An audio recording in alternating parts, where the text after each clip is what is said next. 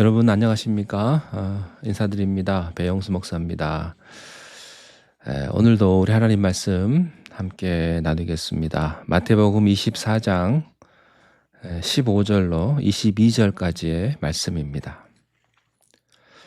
그러므로 너희가 선지자 다니엘이 말한 바 멸망에 가증한 것이 거룩한 곳에 선 것을 보거든 그때에 유대에 있는 자들은 산으로 도망할지어다. 지붕 위에 있는 자는 집 안에 있는 물건을 가지러 내려가지 말며 밭에 있는 자는 겉옷을 가지러 뒤로 돌이키지 말지어다.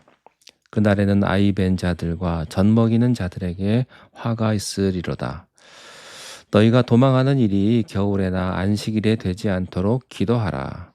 이는 그때에 큰 환란이 있겠음이라.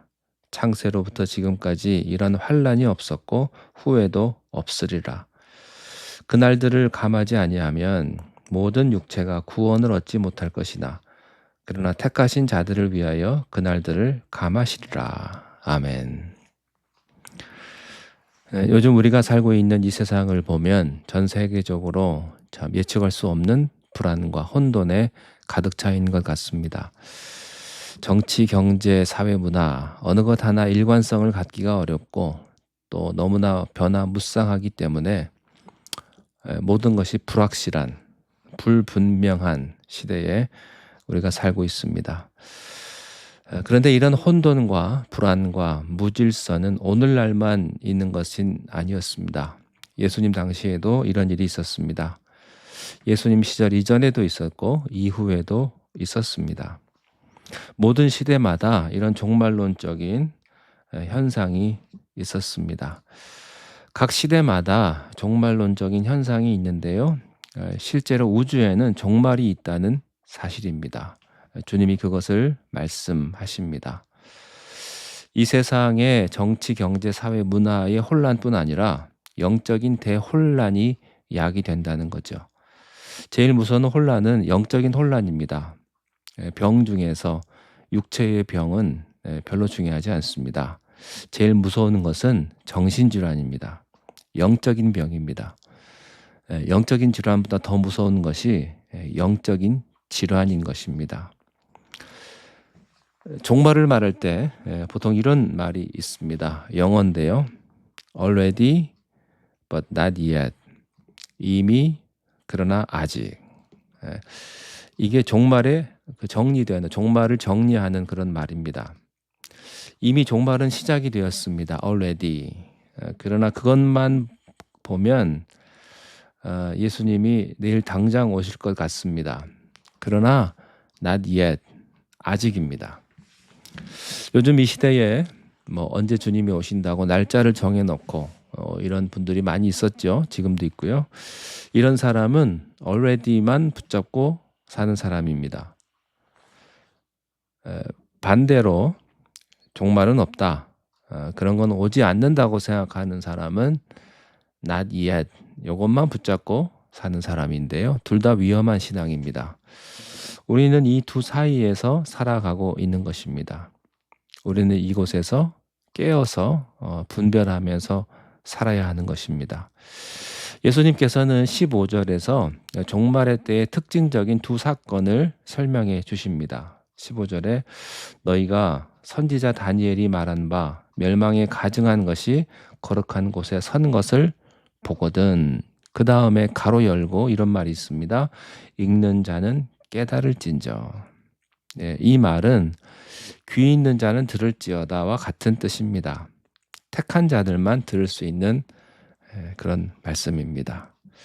들을 귀가 없는 사람들, 귀는 있는데 귀 없는 사람 어디 있습니까? 그러나 들을 귀가 없는 사람도 있다는 얘기입니다. 이 말씀은 너무나 귀중하기 때문에 마가복음과 누가복음에도 기록이 되어 있습니다. 이 말씀은 다니엘서에서 예언한 말씀입니다. 여기에 멸망에 가증한 것이 거룩한 곳에 선 것, 이것은 아주 해석하기 어려운 구절인데요. 이것은 성전이 파괴되는 것을 의미합니다. 이 말씀은 하나님의 성전에 우상이 자리 잡고 거룩한 곳에 멸망에 가증한 것이 서는 징표를 말합니다. 실제로 이스라엘 성전은요 여러 번 파괴가 되었습니다. 주전 167년에 시리아의 왕이었던 안티오코스 에피타네스가 예루살렘 성전의 번제단을 다 없애고요. 그 자리에 제우스 신을 섬길 수 있도록 제단을 만든 것이 대표적인 겁니다. 거룩한 곳에 멸망에 가증한 것들을 세운 거죠. 그래서 제단에 돼지를 갖다 올려놓고요. 신명기 14장에는 그것을 먹지도 말고 만지지도 말라고 그랬는데 가장 불결한 그것을 제단에 올린 겁니다. 그렇게 파괴가 된 거죠. 이스라엘 성전의 파괴란 무엇을 의미할까요? 그것은 이스라엘의 형벌과 이스라엘의 종말을 의미합니다. 하나님께서 이스라엘 백성을 심판하실 때 성전의 파괴부터 있었던 겁니다. 예수님 이전 구약 시대뿐 아니라 예수님 당시에도 이런 일이 있었습니다. 예수님 이후에 주 70년에도 돌 위에 돌 하나 남지 않는 그런 일이 일어났습니다. 이러한 이스라엘의 심판과 종말에 관한 이야기는 이 우주와 역사의 종말에도 똑같이 적용이 되는 하나의 원리입니다. 거룩한 곳에 가증한 것이 서게 된다. 서구 유럽 쪽에 가보면 영국 같은 경우는요. 교회가 있던 자리에 거기 펍, 술집이 들어오고 클럽이 들어오고 그런 경우가 허다합니다.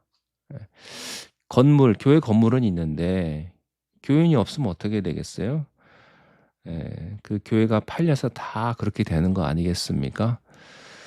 우리 교회 주변에도 보면 예전에 교회였던 곳이 지금 이스라엘 그 모슬렘 그 성전이 돼가지고요.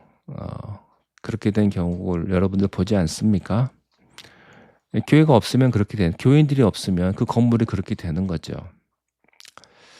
여러분 이런 일들이 일어날 때 어떻게 해야 합니까? 주님께서는 16절부터 20절까지 대환란의 때 해야 할 일을 기록하고 있습니다.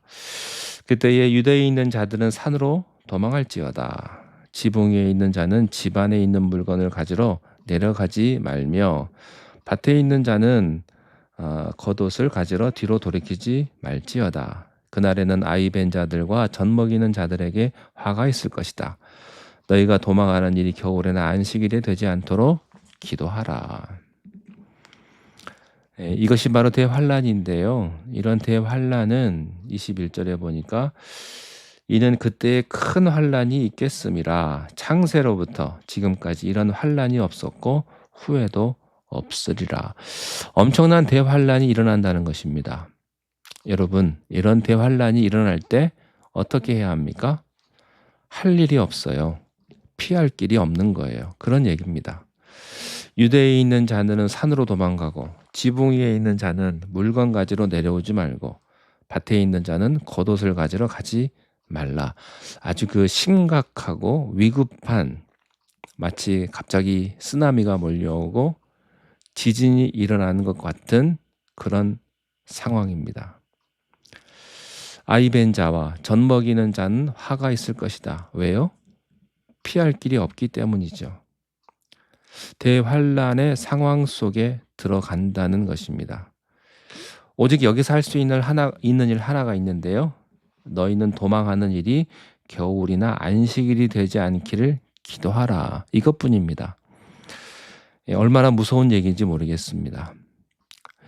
그렇습니다. 대환란이 분명히 오는데 그것이 지금 이 땅에 일어나지 않기를 기도해야 한다는 겁니다.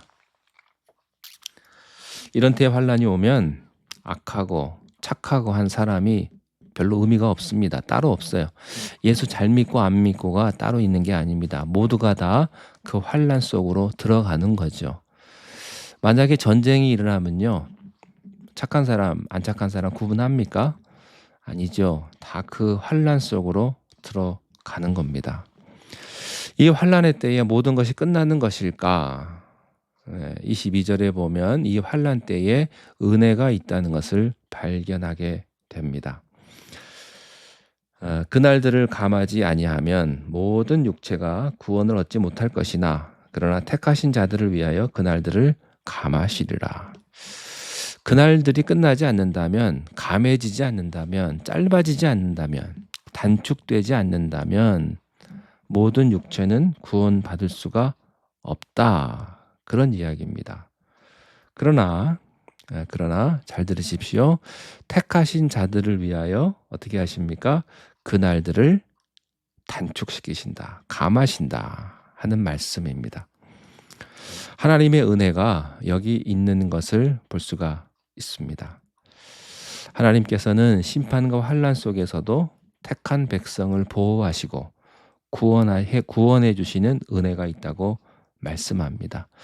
그래서요, 여러분 신앙생활 잘 하셔야 합니다.